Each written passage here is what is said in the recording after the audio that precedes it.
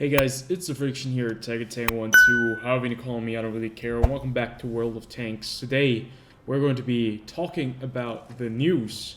World of Tanks Weekly once again, this time around, though, with some gameplay in the background in my good old KB2 on the map Wide Park.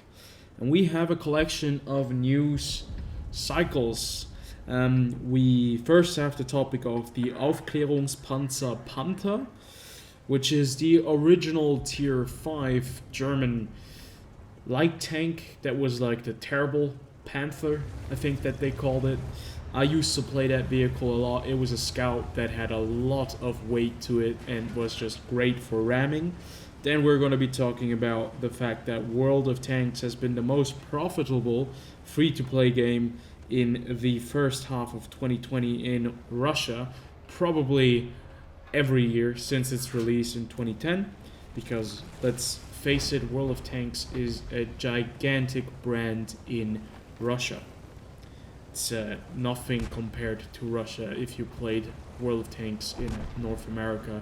Even the European server is a lot bigger than the North American server. It's a bit more of a, let's say, a niche kind of game in the United States of America. So let's start with the Aufklärungspanzer Panther.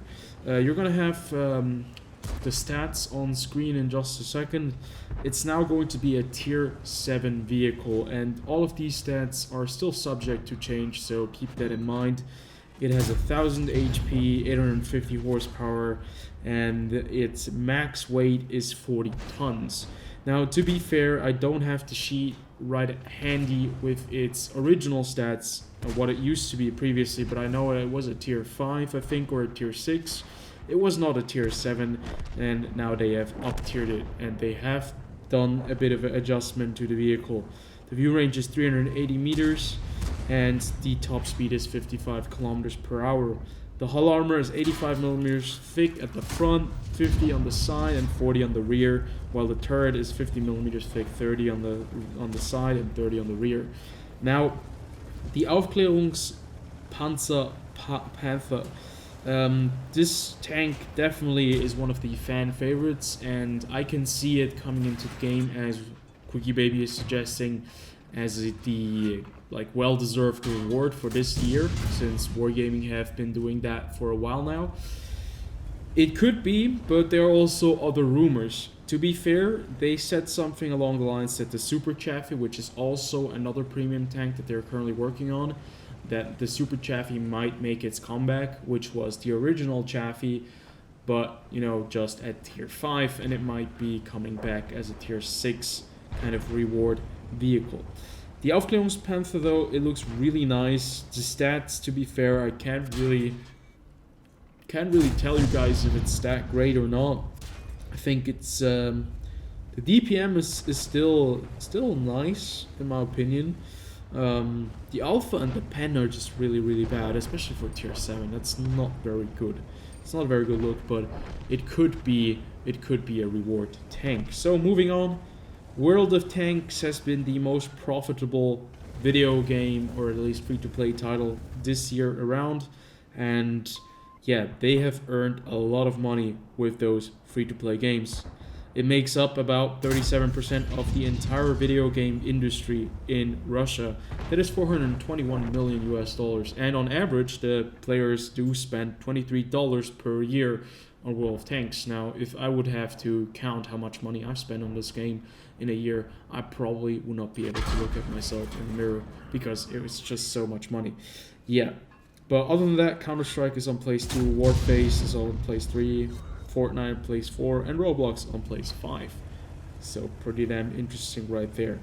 Now, coming to the last and probably most debated topic, and this is where we're going to be talking a bit longer, and we're going to see if maybe we have to switch the gameplay in just a second, because it's a very important topic that I think needs to be addressed very much. So as always, all these sources will be in the link below, or in the description below, linked.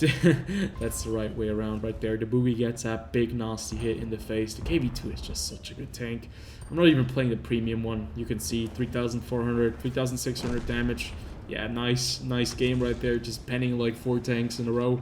That's what happens when you're playing a tier 6 heavy and you are top tier.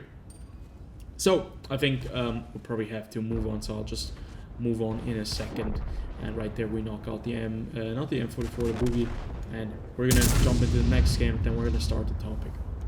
Okay, so we're just gonna take a look at this gameplay right here in the background, and we're gonna move on with the topic. So the last topic is about New Year's loot boxes, and the Armored Patrol has actually received some information about these so-called loot boxes. We all know that these loot boxes will be coming in the year 2020 in the winter, and they are going to be expensive. We all know that.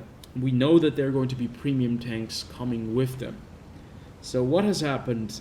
The TAP, the Armored Patrol, has actually received some information, according to them, apparently, that allegedly, let's call it allegedly, that Wargaming will be placing the Aufklärungspanzer Panther with a whole bunch of tier 8 vehicles in the loot boxes. And these tier 8 vehicles will be like the GSOR 1008 and the Cobra. And to be fair, that is kind of something that I did expect from Wargaming. Now, it's all allegedly, but I have reported on the GSOR and I've reported on the Cobra. The GSOR being a completely overpowered tier 8 premium British tank destroyer with auto-reloading capabilities, I think. And the Cobra being a British tier 8 medium tank. And they are telling us that these Christmas loot boxes will have these premium vehicles in there, and that the Aufklärungspanzer Panther will be a part of that loot box craze, and it's not going to be a reward vehicle. Now the thing is, we don't know what's going to happen. Yeah, these are all rumors, so it's all speculation. We don't know if this is true at all, but we do know that Wargaming are currently working on a lot of premium tanks. The GSOR and the Cobra definitely are the ones that are definitely finished. They have had their code, they have had their full HD textures for a while now. I've reported on them for, I think, about maybe a month ago. So that is very much likely to happen. Let's put it like that. So I would not put it past Wargaming to actually do that and put it into the loot boxes. So that's an entire different topic. Loot boxes. That's a discussion that kind of never ends. To be fair. The World of Tanks loot boxes, at least, are most of the time pretty good value. The last year they were maybe not as good of a value, but previously, the first year around and the second year around, they were pretty damn good value for money. But yeah, that's an entire different story. So yeah, as always, all the links will be in the description below. I'm just going to talk about one more thing. This is very important that I want to get off my chest real fast.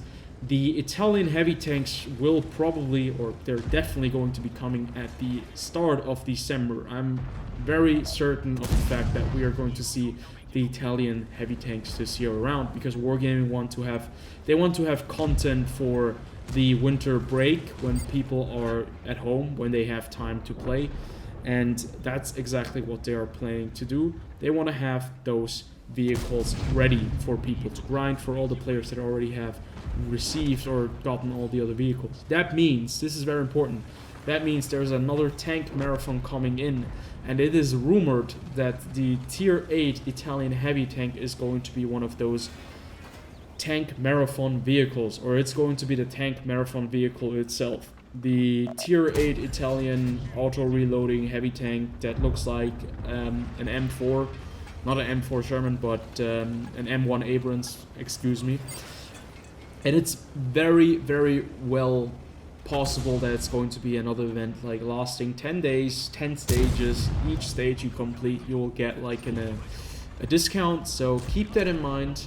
It might be coming. I'm not promising anything, but I think that it's going to be happening like this. It's what they have always been doing. They have done it with the Progetto. They have just recently done it with the other tier 8 medium tank. And they're probably going to be doing it with the Italian tier 8 heavy tank, the premium one. So this basically wraps up all the news that we have this week around. There's also some rumors going around that accordingly, allegedly Wargaming have nerfed, like have done a silent nerf on the autocannons of the lower tiers, because certain vehicles do fire a bit more slower, and according to them it's supposed to be the T7cc, and that tank does not shoot as fast as it previously did. But I don't know, I don't really play low tiers that much. These autocannons are a bit over the top, to be fair, where you can just one-shot basically any vehicle if you do get the full magazine into them. And it's usually just the pen that is the problem. But yeah, that wraps up this week's World of Tanks weekly edition. I hope you guys did enjoy. It's a bit different this time around. I'm going to be using gameplay from now on, just to keep you guys a bit more entertained. But yeah, we're gonna see what we're going to be reporting on next week. Does look like it's a bit of a slow start into the week of, or into the month of November, but we'll see what the rest of November will bring, and I'll see you guys in the next video.